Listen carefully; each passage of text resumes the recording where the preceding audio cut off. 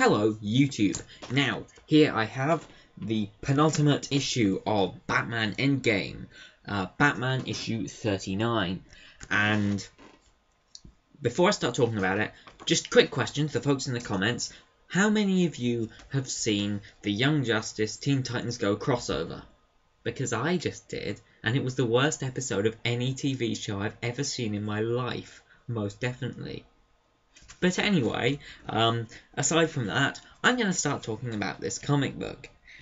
The cover is absolutely awesome, in my opinion. I'm sorry if the exposure's a little bright. Hang on, can I just take that filter off? Oh, whatever, I might do that.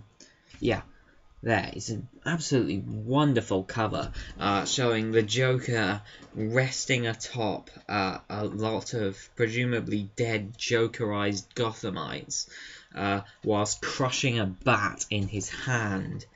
It's absolutely awesome artwork by Greg Capullo there. I would like to apologise, Greg Capullo, for some of the complaints I made about some of your artwork in issue 1, because whilst I admit the nose problem was a little bad in issue 1, everything else has been perfect. And I will say, Greg Capullo, in my opinion, aside from the complaints I made ages ago, is the perfect artist for this. The art throughout the entire issue is absolutely amazing. So I'll start talking about the story. We're going to enter spoiler territory. Basically, Batman goes to the Court of Owls for help. The first part of the story is in a little bit of a weird, messed up order. And all that really happens is that the Court of Owls basically do confirm that the Joker's got Dionysium in his blood, but that's it. They don't really tell him anything else, and they send this crazy guy after him to kill him. Because you couldn't really imagine it going any other way, could you? Yeah, there's some absolutely fantastic scenes with Batman fighting Talon here. Then they just sort of stop because it's sort of told in a slightly strange order. But goodness, there's also a lot of interaction with Jokerized people. But there's one interesting thing which I'm not quite sure why they did, which was the Joker has got his face back. I was very surprised that they already decided to do something else to his face. It's heavily implied, I think, based on this, that the waterway that links the caves around in Gotham to the Batcave is highly acidified, and it's fizzing this card away, and resultantly it burns through part of the Joker's face. But if you've only just given him his face back, why do you need to already ruin his face? I don't know. Anyway, I'm sure because of the Dionysium in his blood that his face is just probably going to grow back again properly by the next issue. But I will say, it does look absolutely fantastic in this panel. Some of the other panels, I will admit, it looks a little bit silly. Like, there.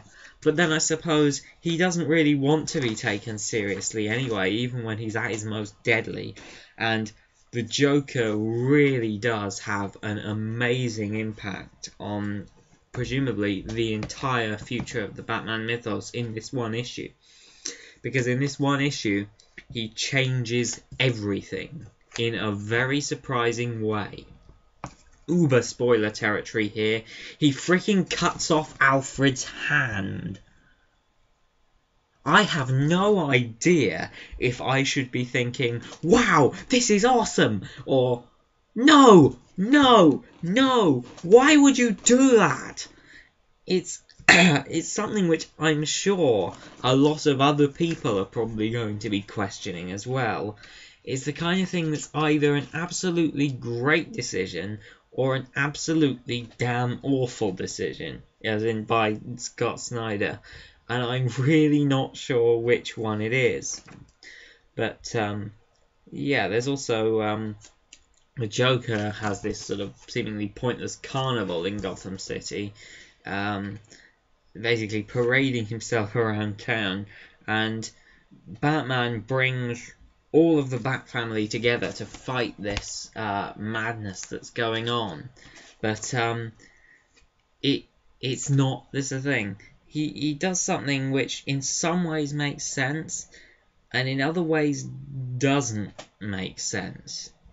Because, I mean, sure, you need them now to help now, but later on, I think they're just that doing this is going to have a very bad impact. He,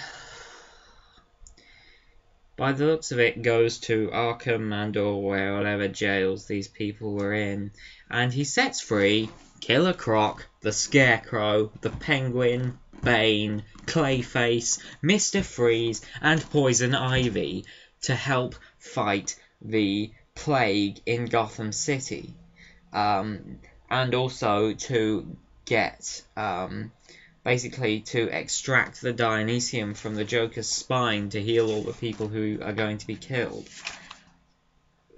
I have no idea how this is going to end, really. It's written in a way that is going to go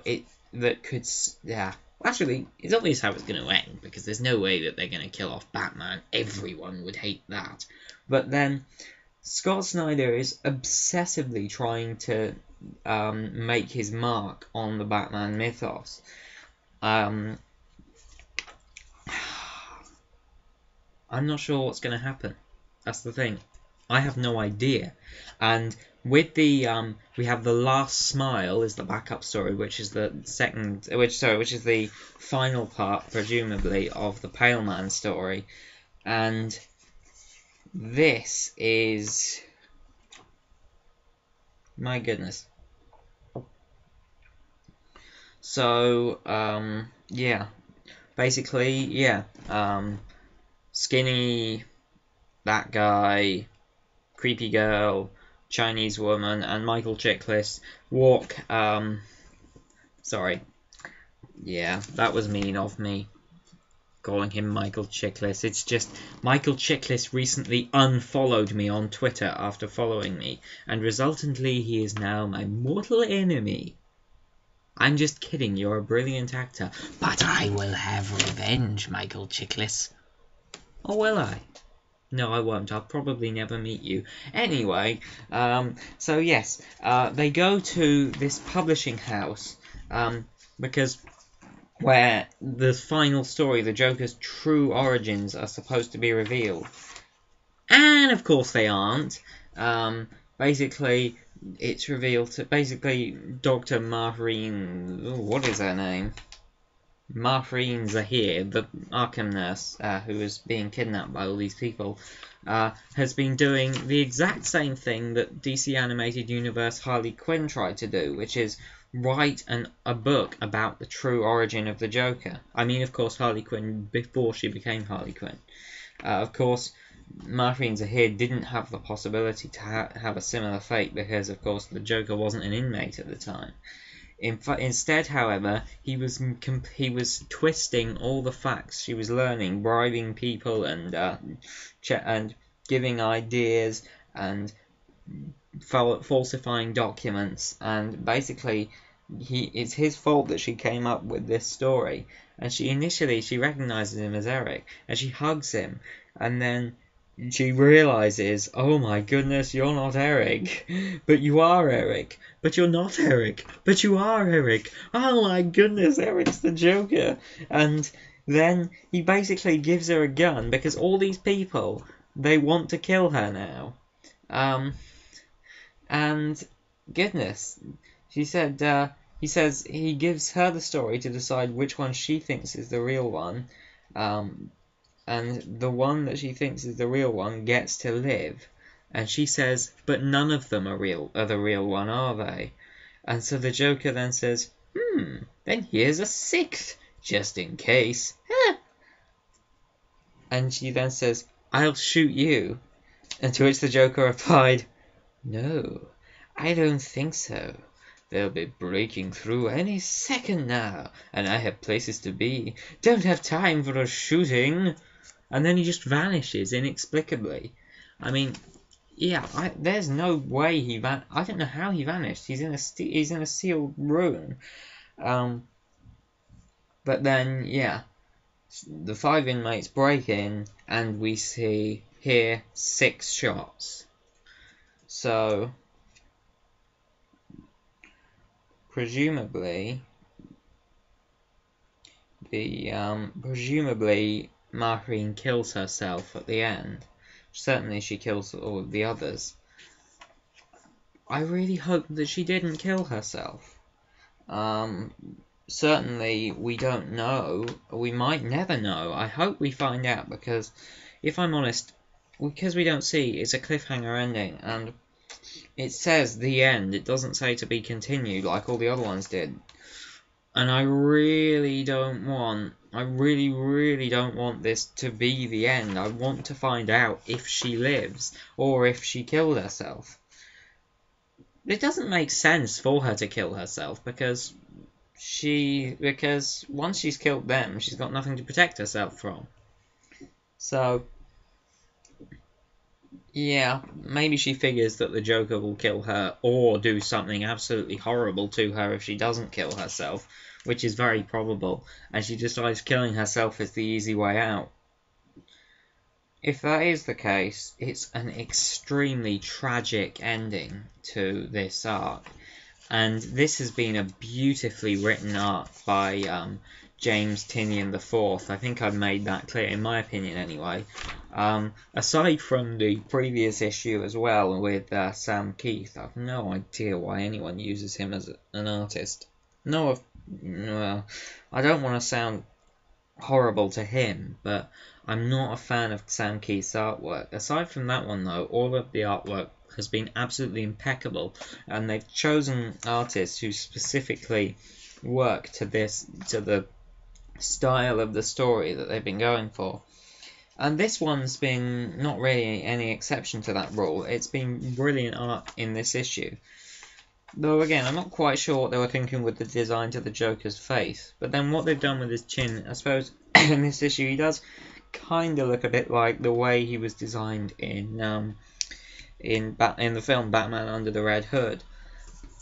Well, but then in this panel, well, it seems to depend on the panel, actually. In this panel, he certainly doesn't. He looks more like a zombie. But anyway, yeah, so it's brilliant.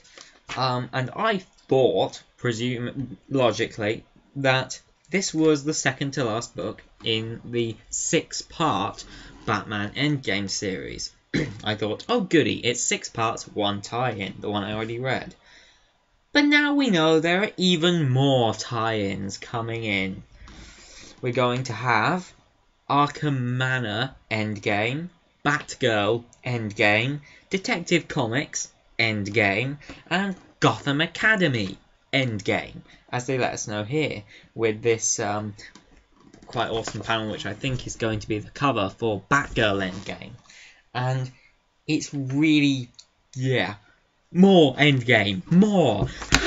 I didn't want to keep buying issues of Endgame. I thought, I didn't know there were going to be this many freaking tie-ins. I mean, I thought, why can't you just have one tie-in? Or why do you have to have tie-ins? The first tie-in didn't even tie into anything that's happened yet. That creepy-looking nurse with the really, really terrifying expression from the previous tie-in has yet to appear. Probably never will. Nothing else, none of the story arcs have been from the first tie-in have been remotely related to in this issue, aside from the fact that the Joker is Eric Border, which you already knew if you were reading this. So the first tie-in wasn't a damn tie-in. So, yeah, that was that. So, so hopefully these other tie-ins will actually be tie-ins. Presumably because all these different people are in Gotham fighting the Jokerized mob, like all of these sort of, yeah, that you see there. You see Batgirl, the very last page of this book is Batgirl scanning this horizon with all of these Jokerized thugs underneath. So I'm assuming that the Batgirl Endgame title is going to be about Batgirl fighting all of these crazy people and hopefully curing them. So yeah, and I'm assuming the others are going to be the same kind of thing, focusing on other characters, and hopefully, because Marines are here apparently, and I know definitely Eric Border are major characters in the Arkham Manor series, hopefully, because there's an Arkham Manor one-shot, we'll be able to find out what happened, I hope, at the end of the Pale Man arc, at the end of this, what was it, at the end of this Last Smile. So yeah, all in all, very, very action-packed, very well told, very well written, very well drawn. Definitely recommend. Only got minor questions about. Just freaking read this book. It's amazing. I'm amazed because Endgame has been... It's been really a mixed arc, in my opinion. I mean, I said, Endgame Part 1 was terrible. Part 2 was awesome. Part 3 was... As in more on the bad side. Part 4 was pretty good, if memory serves. Yeah, Part 4 was pretty awesome. And Part 5 was pretty awesome as well. And one of the good things I like about this is how unpredictable the whole series is becoming. Because at the start, I thought... I mean, if we look at Batman and Robin pre-New 52, issue 26... In Batman and Robin pre-New 52, issue 26, we have a Joker controlling a bunch... Well, who's a Joker who's made the population of an entire city go completely insane and attack each other and go nuts, and Batman's perception of reality is completely warped. It's basically, in some ways, in that form anyway, a condensed form of the majority of Batman Endgame so far. And I think that this was probably the inspiration for Batman Endgame, because there are so many parallels, particularly with the earlier issues.